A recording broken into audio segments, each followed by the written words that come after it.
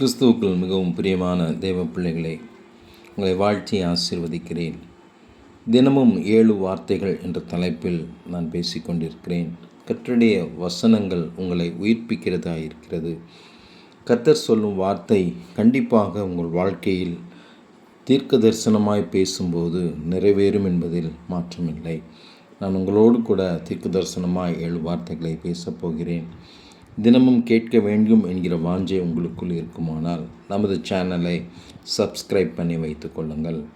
முதலாவது வசனமாக, துஷ்டன் இனி உன் வழியாய் கடந்து வருவதில்லை, அவன் முழுவதும் சங்கரிக்கப்பட்டான் என்ற வார்த்தையின்படி உங்களுக்கு விரோதமாய் உங்களுடைய வாழ்க்கையில், உங்கள் குடும்பத்தில், உங்களுடைய தனிப்பட்ட வாழ்க்கையில் கெடுத்து கொண்டிருக்கிற எல்லா பிசாசின் கிரியைகளையும் கர்த்தர் முழுவதுமாய் அழித்து நீங்கள் சமாதானமாய் வாழ, சந்தோஷமாய் வாழ, ஆசீர்வாதமாய் வாழ கர்த்தர் உங்களுக்கு உதவி செய்வேன் என்று வாக்கு பண்ணுகிறார். இனி துஷ்டன், இனி எதிரி உங்கள் வாழ்க்கையில் வராதபடிக்கு கர்த்தர் உங்களை பாதுகாத்து உங்களை ஆசீர்வதிப்பேன் என்று வாக்கு பண்ணுகிறார்.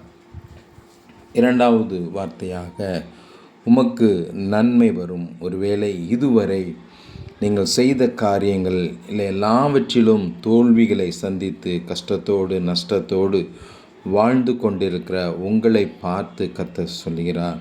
யோபுவின் வாழ்க்கையை பார்க்கும்போது அவ்வளோ செழிப்பாய் வாழ்ந்த யோபு பிசாசினால் சோதிக்கப்படும் போது எல்லாவற்றையும் இழந்து ஒரு தரித்திரமான சூழ்நிலைக்குள் செல்கிறதை பார்க்க முடிகிறது. ஒருவேளை இதை கேட்டுக்கொண்டிருக்கிற சகோதரனே, சகோதரியே, நீங்களும் அப்படிப்பட்ட சூழ்நிலையில் எதை செய்தாலும் நஷ்டம், கஷ்டம், வேதனை, கண்ணீர், துக்கம், துயரம் என்ற சூழ்நிலையில் நீங்கள் இருப்பீர்களானால் கர்த்தருடைய வார்த்தை சொல்கிறது, உனக்கு நன்மை வரும் என்று கர்த்தர் வாக்கு பண்ணுகிறார். நீங்கள் விரும்புகிற காரியங்களை உங்கள் மன விருப்பத்தின்படி நான் உங்களுக்கு செய்து கொடுப்பேன் என்று கர்த்தர் வாக்கு பண்ணுகிறார். சோர்ந்து போக வேண்டாம். மூன்றாவதாக பார்க்கிறோம், உம்முடைய கூடாரம் சமாதானமாயிருக்க காண்பீர். ஆமென். இன்று அநேகருடைய வாழ்க்கையில் சமாதானம் என்கிற வார்த்தை என்பது மிகவும் அரிதாக இருக்கிறது, கடினமாக இருக்கிறது. ஏதோ ஒரு குழப்பத்தின் காரியங்கள், ஏதோ ஒரு பிரச்சனையின் காரியங்கள் குடும்பத்தில் வந்து சமாதானத்தை முழுவதுமாய் கெடுத்து போடுகிறதை பார்க்க முடிகிறது. கூடாரம் என்றால் எல்லாரும் இணைந்து வாழ்கிற ஒரு பகுதி தான் அது கூடாரம். ஒருவேளை அது தனிப்பட்ட வீடாக இருக்கலாம், இல்லை ஆலயமாக இருக்கலாம். நீங்கள் எங்கெல்லாம் செல்கிறீர்களோ, எங்கெல்லாம் சேர்ந்து வாழ்கிறீர்களோ அந்த பகுதியில் இருக்கிற எல்லா சமாதான குறைவுகளையும் கர்த்தர் மாற்றி போடுவார். ஒருவேளை 2 நண்பர்களோடு கூட சேர்ந்து நீங்கள் பிஸ்னஸ் பண்ணலாம். அந்த பிஸ்னஸில் சமாதான குறைவாய் நீங்கள் இருக்கலாம். கர்த்தர் சொல்கிறார், உன் பிஸ்னஸிலும் நான் சமாதானத்தை உனக்கு கட்டளையிடுவேன் என்று கர்த்தர் வாக்கு பண்ணுகிறார். ஒருவேளை பெற்றோர்கள் பிள்ளைகளுக்கு விரோதமாய் எழும்பி நிற்கலாம். அந்த இடத்திலும் தேவன் சமாதானத்தை காண பண்ணுவேன் என்று வாக்கு பண்ணுகிறார். நான்காவதாக பார்க்கிறோம், உன் தலையை உயர்த்தி உன்னை மறுபடியும் உன் நிலையிலே நிறுத்துவேன் என்று வாக்கு பண்ணுகிறார். நீங்கள் இழந்த ஸ்தானங்களை, நீங்கள் இழந்த நன்மைகளை, நீங்கள் இழந்த வாழ்க்கையை மீண்டுமாய் கர்த்தர் உங்களுக்கு கட்டுவிப்பேன் என்று வாக்கு பண்ணுகிறார். நீங்கள் ஒருவேளை இடிந்த சூழ்நிலையில் கண்ணீரோடு வேதனையோடு கூட இதை கேட்டுக்கொண்டிருக்கலாம்.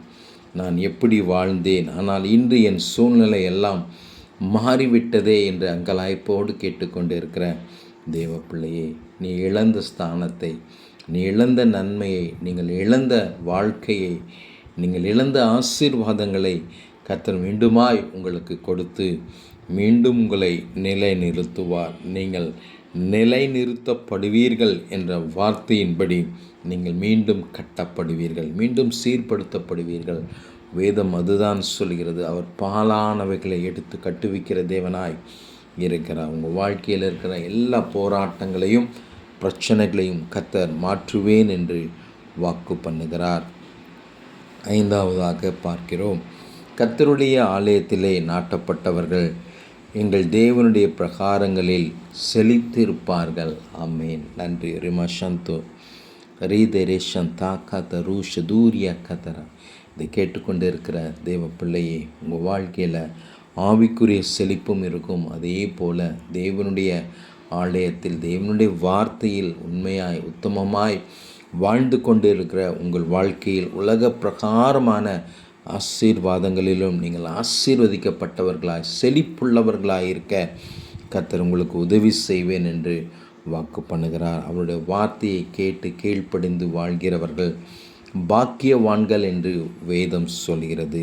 கண்டிப்பாக நன்மையும் கிருபையும் உங்களை தொடர்ந்து வந்து கொண்டே இருக்கும். ஒரு நாளும் நீங்கள் வெட்கப்பட்டு போகக்கூடிய சூழ்நிலை வராது என்று கர்த்தர் சொல்கிறார். அதே போல் ஆவிக்குரிய வாழ்க்கையிலும் நன்றாக ஆவியில் பலப்பட்டு தேவ ராஜ்யத்திற்கென்று ஒரு பலனுள்ள ஒரு நல்ல ஊழியக்காரராய் கர்த்தர் உங்களை எழுப்புவேன் என்று வாக்கு பண்ணுகிறார். ஆறாவதாக பார்க்கிறோம், தேவரீர் என்னோடு கூட இருக்கிறீர், உமது கோலும் உமது தடியும் என்னை தேற்றும். ஒருவேளை கண்ணீரோடு கஷ்டத்தோடு என்னை யார் தேற்றுவார், எனக்கு ஆறுதல் சொல்ல ஒருவருமே இல்லையே என்ற அங்கலாய்ப்போடு கூட இதை கேட்டுக்கொண்டு இருக்கிற தேவ பிள்ளையை உங்களை ஆறுதல் படுத்தவும் உங்களுக்கு நன்மை செய்யவும் உங்களை பலப்படுத்தவும், அதுதான் தாவீதுக்காரன் சொல்கிறான், கர்த்தர் என் மேய்ப்பராய் இருக்கிறார், நான் தாழ்ச்சி அடையேன், மரண இருளின் பள்ளத்தாக்கிலே நான் நடந்தாலும் பொல்லாப்புக்கு பயப்படேன் என்று தாவீது சொல்கிறதை பார்க்க முடிகிறது. நல்ல ஒரு நீர்ப்பாய்ச்சலான சூழ்நிலையில் ஆசீர்வாதமான சூழ்நிலையில் கர்த்தர் உங்களை வழி நடத்துவார். நீங்கள் தேற்றப்படுவீர்கள்.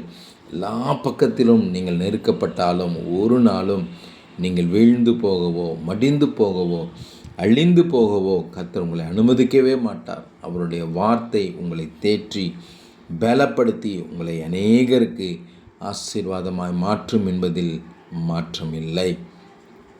கடைசியாக வார்த்தையை பார்க்கிறோம், நீர் எனக்கு அடைக்கலமும் சத்ருவுக்கு எதிரே பலத்த துருகமாய் இருக்கிறீர் என்று வார்த்தை சொல்கிறது.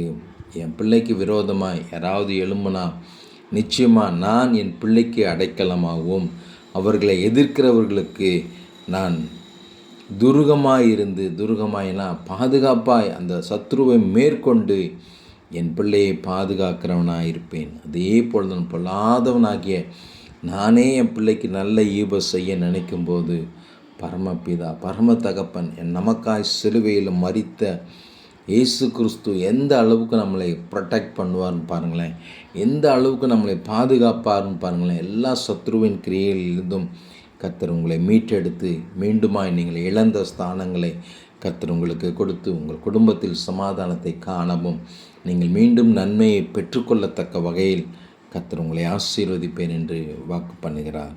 God bless you. Thank you.